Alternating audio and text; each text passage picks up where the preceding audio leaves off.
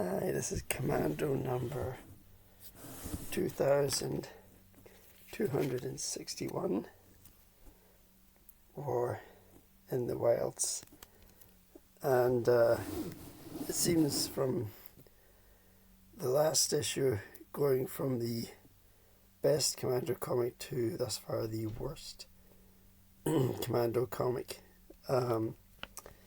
So I'll just read the bit in the back.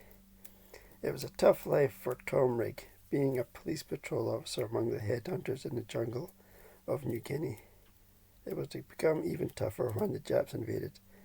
Cut off from home base, Tom had to brave all the worst dangers of the jungle and the enemy when he was ordered to report on Jap troop movements and sabotage their advance. And on the inlay we got two football players, a German football player, Dieter, Eriksson Eckstein, who played for West Germany. That's how dated that is. And on the other back inlay we have Steve McMahon, who I understand played for Liverpool and later went on to be a manager and is now a football pundit.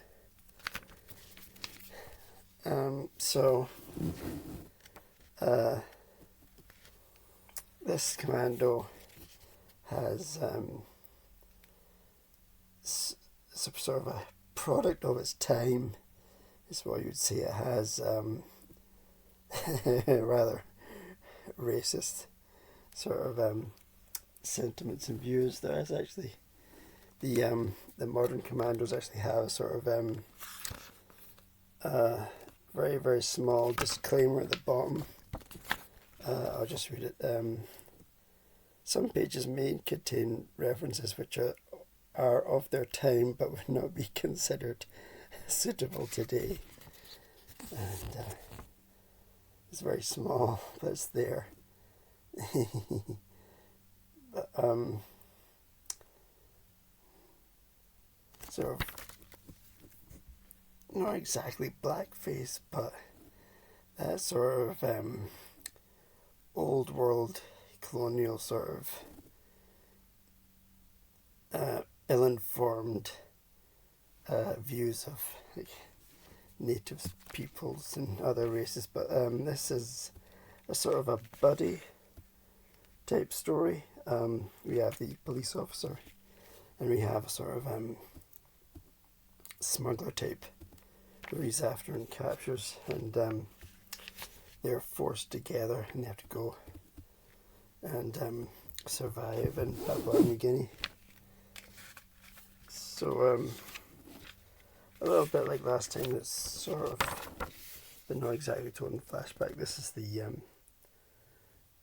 action sort of height of the story, and the rest of the story is building up to that and then going beyond it. But our main character, Tom Rig, he's very dutiful. He's thingy to his duty, but sort of clumsy and inexperienced. He's not a soldier.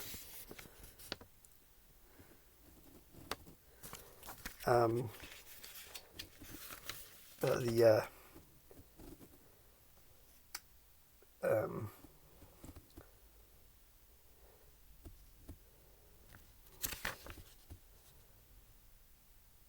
the other character, Travers, is a bit more sort of savvy and not exactly street smart, but street smart type of character. Knows his way, knows how to go about things.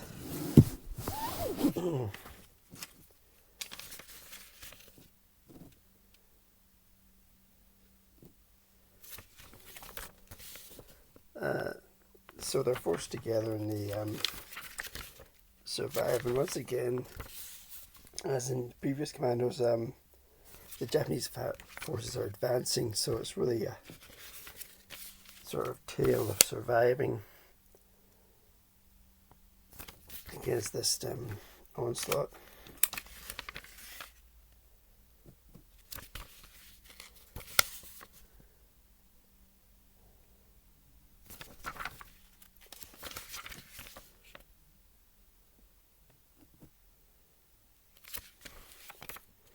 It's quite an action-packed story.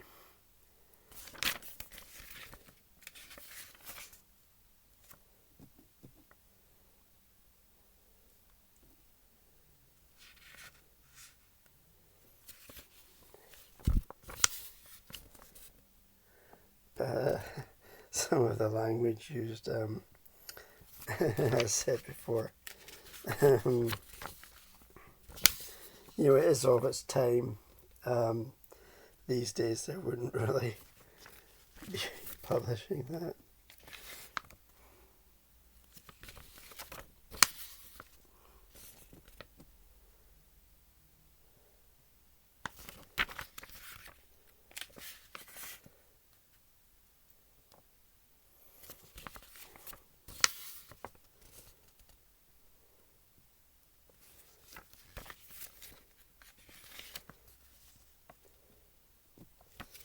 So, caricatures, sort of, depiction.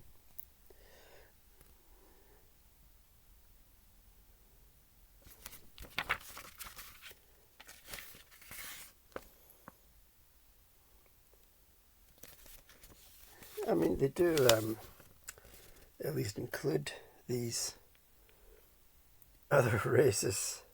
I will say that. But, you know, that inaccurate British colonial attitude and view of the native peoples of whatever that country is.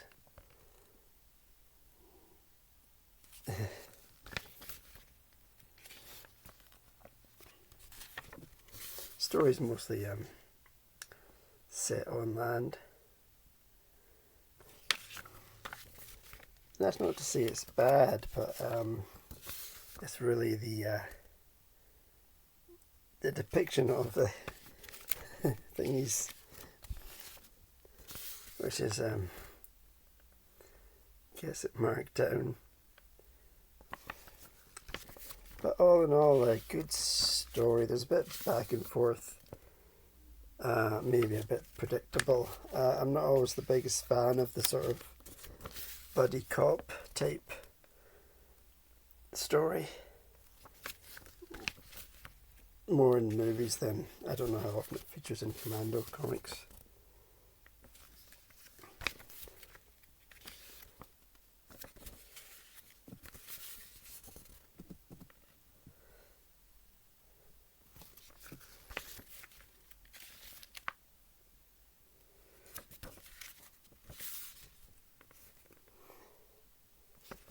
So the story leads up to the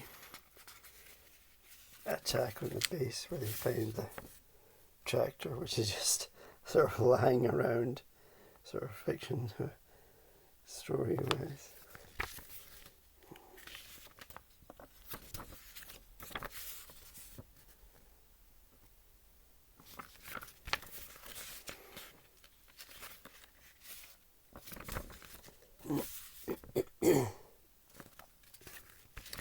And so in the end they